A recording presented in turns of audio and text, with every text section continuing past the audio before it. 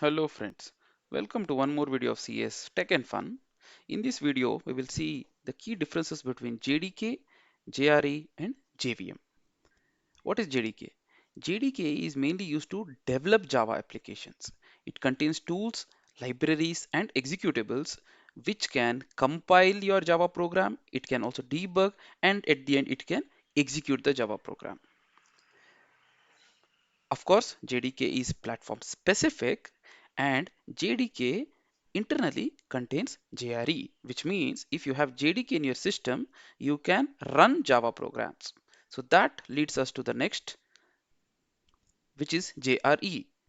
It stands for Java Runtime Environment. As the name says, this provides the runtime, which means it provides a platform to execute the Java programs. It cannot be used for development. For development, you must use JDK, which is Java Development Kit. Of course, it contains Java binaries, which are used for running the Java program. What is JVM? JVM stands for Java Virtual Machine. What it does, it converts the byte code into machine specific code, which means that this machine specific code can be run on the respective operating systems.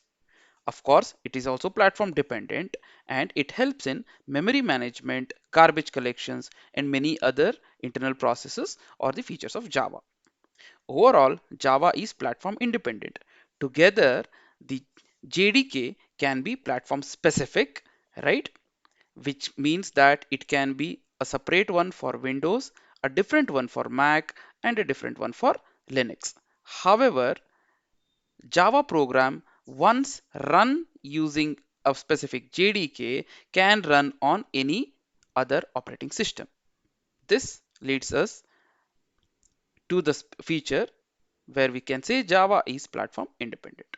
If you like the video, please subscribe, like and share.